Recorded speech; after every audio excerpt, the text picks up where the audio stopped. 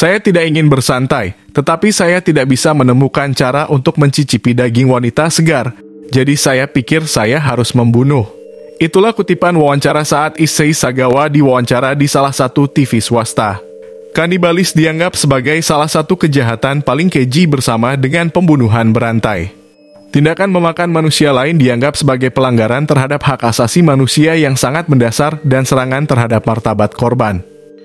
Hal ini dianggap sebagai bentuk agresi ekstrem dan tindakan yang tidak hormat secara ekstrem. Kanibalis sering muncul dalam animasi di Jepang dan di negara ini. Tindakan ini membuat seorang pria yang dengan kejam membunuh seorang wanita asing dan memakan dagingnya menjadi selebritas. Pada hari ini, kita akan menceritakan kisah Issei Sagawa, seorang pria Jepang yang terlibat dalam kanibalisme di Prancis tetapi mencapai ketenaran di negara asalnya.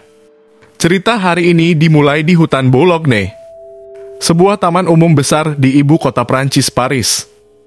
Pada tanggal 13 Juni 1981, ketika dua warga lokal sedang jogging di sepanjang danau dan menemukan dua koper dengan potongan tubuh seorang wanita di dalamnya.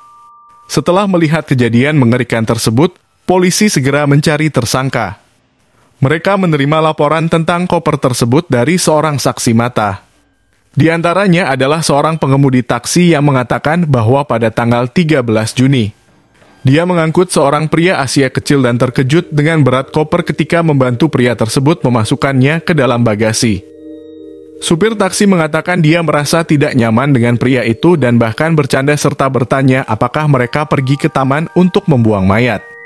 Berdasarkan deskripsi supir taksi mengenai pria tersebut dan tempat di mana dia dijemput, polisi memiliki seorang tersangka dan pada tanggal 15 Juni, mereka melakukan serangan mendadak di rumah tersangka. Mereka menemukan sebagian tubuh sedang dimasak di atas penggorengan dan juga kartu identitas korban. Pria itu ditangkap di tempat kejadian. Dia terlihat tenang tanpa tanda-tanda penyesalan sedikit pun di wajahnya.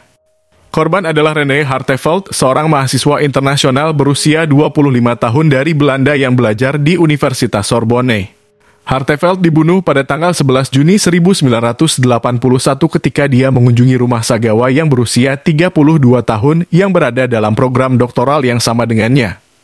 Sagawa meminta bantuan Hartevelt untuk menerjemahkan puisi Jerman.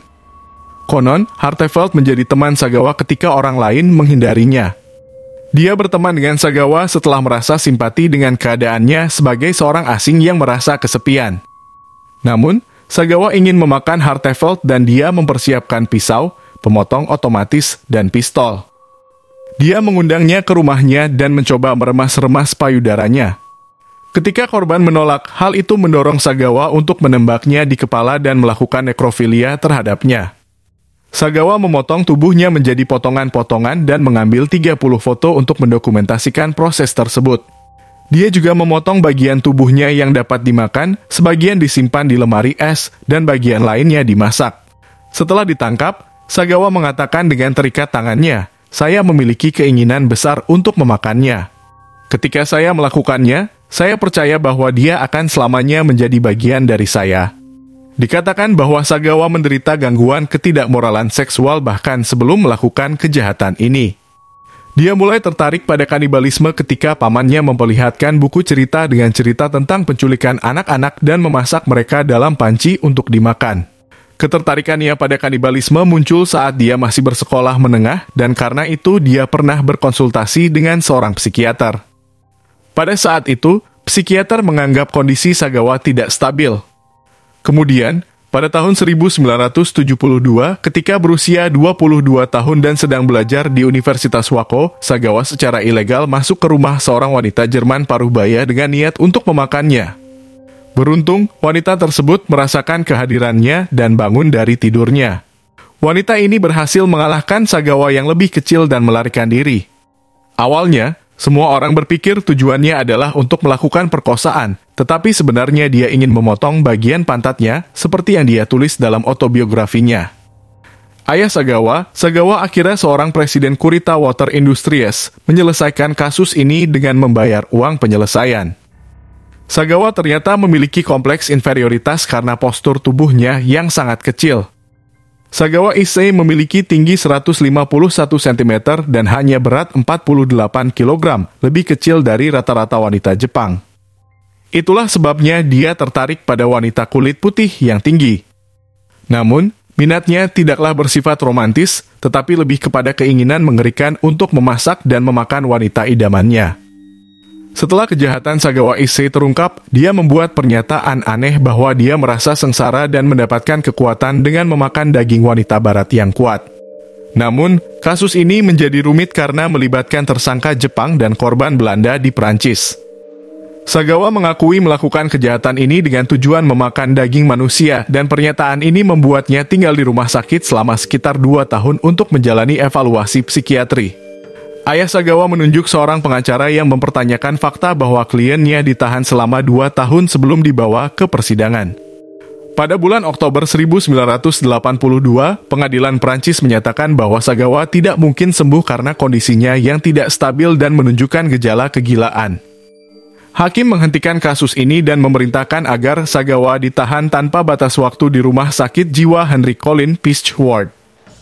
Namun, pada tahun 1984, pihak berwenang Prancis yang tak terduga memutuskan untuk mengusir Sagawa dan mengirimnya kembali ke Jepang.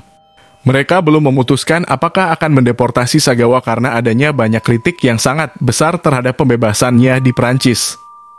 Penduduk setempat juga sinis terhadap fakta bahwa korban bukanlah warga Prancis asli. Keluarga Hartevelt diberi jaminan bahwa Sagawa akan diadili di Jepang dan tidak akan pernah dibebaskan. Tetapi ironisnya, karena penuntutan Sagawa dicabut di Prancis, dokumen pengadilan dirahasiakan sehingga tidak mungkin dia diadili di Jepang. Selain itu, Sagawa dipindahkan ke rumah sakit Matsusawa di Tokyo, tetapi para psikolog yang memeriksanya menyatakan bahwa dia sehat. Otoritas Jepang menolak bukti investigasi dari Prancis karena kasusnya telah dibebaskan, sehingga tidak ada dasar bagi Sagawa untuk dihukum. Pada akhirnya, kurang dari 2 tahun kemudian, pada tanggal 12 Agustus 1986, Sagawa dinyatakan bebas dari rumah sakit. Artinya, tidak ada hukuman resmi yang diberikan kepada Sagawa di Jepang dan tidak ada catatan resmi. Hal ini terus menarik perhatian media terhadap dirinya dan membuatnya terkenal sebagai seorang kanibal. Dia mengatakan, media telah menjadikan saya sebagai bos kanibalisme dan saya senang dengan hal tersebut. Saya akan selalu melihat dunia sebagai seorang kanibal. Selanjutnya, dia melanjutkan tindakan mengerikan. Dalam sebuah publikasi yang disebut di dalam kabut yang telah dia persiapkan sejak berada di rumah sakit jiwa. Dia menjelaskan secara menjijikkan bagaimana berbagai bagian tubuh Hartevelt memiliki rasa yang berbeda, tanpa menunjukkan rasa bersalah sama sekali atas apa yang sudah dia lakukan. Sagawa bahkan menghina Hartevelt dengan mengatakan bahwa dia memegang kepala Hartevelt setelah memakan tubuhnya dan mengatakan, "Anda sangat lezat." Autobiografi Sagawa yang rinci tentang kanibalismenya terjual lebih dari 500.000 eksemplar dan menjadi bestseller, bahkan diterjemahkan ke dalam berbagai bahasa. Program TV Jepang dan produsen film dewasa mulai mengeksploitasi popularitas Sagawa. Dia muncul dalam film dewasa yang menggambarkan klub tempat wanita secara sukarela menggunakan obat-obatan dan tubuh mereka dimutilasi, serta terlibat dalam hubungan seks bebas. Dia terlibat dalam pembuatan film dewasa dengan bintang-bintang barat dan bahkan diundang ke sebuah stasiun TV publik sebagai pembawa acara memasak, di mana dia berbicara tentang rasa daging mentah. Dia bahkan muncul dalam iklan televisi resmi di Jepang sebagai bintang utama. Dia juga menghasilkan uang dengan menggambar tubuh telanjang wanita.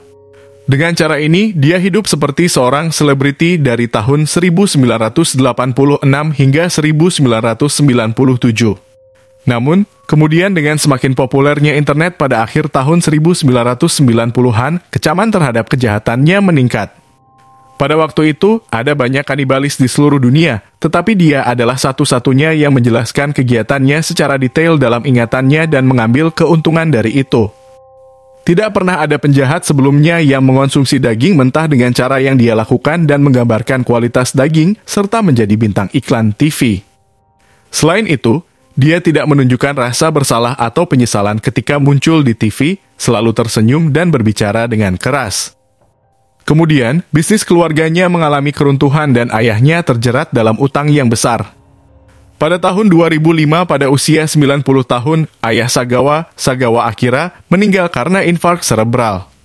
Dengan dingin, Tomiko, ibu Sagawa mengabaikan anaknya pada pemakaman suaminya. Bahkan semua keluarga dan kerabat mencegah Sagawa untuk datang ke pemakaman. Sehari setelah masa berkabung suaminya, Tomiko melakukan bunuh diri dan dalam wasiat terakhirnya, dia mengatakan bahwa warisan suaminya tidak boleh diberikan kepada anak mereka. Issei Sagawa telah menjual rumahnya dan menjual asetnya untuk membayar hutangnya, dan Sagawa diusir ke sebuah rumah kecil yang disediakan oleh adik lelakinya, Sagawa Jun. Pada tahun 2013, pada usia 64 tahun, Sagawa bahkan menjual sebuah buku yang ia tulis tentang makan jantung yang disebut Sagawa Manga. Pada tahun yang sama, seperti ayahnya, Sagawa pingsan setelah mengalami infark serebral. Kerusakan permanen pada sistem sarafnya membuatnya tidak dapat bergerak dan kondisinya terus memburuk sejak saat itu. Kemudian, pada tahun 2017, bersama dengan saudaranya Sagawa Jun, Sagawa tampil dalam video dokumenter Kaniba yang menjadi salah satu entry dalam festival film Bucheon di Korea Selatan. Dalam video tersebut, Issei Sagawa berbicara tentang Sagawa Manga, sebuah catatan tentang pembunuhan dan tindakan kanibalis yang aneh. Sagawa meninggal karena pneumonia pada 24 November 2022 pada usia 73 tahun dan dikabarkan telah memiliki pemakaman bersama keluarganya pada 2 Desember 2022. Tetapi diketahui bahwa bahkan setelah kematiannya, publik tetap tidak simpatik. Warisannya, bagaimanapun, terus mengundang perdebatan di antara banyak orang karena pria yang memilih untuk mengekspos perbuatan mengerikan ini tetap menjadi sosok kelam dalam sejarah modern. Itulah kisah hari ini, terima kasih telah menonton.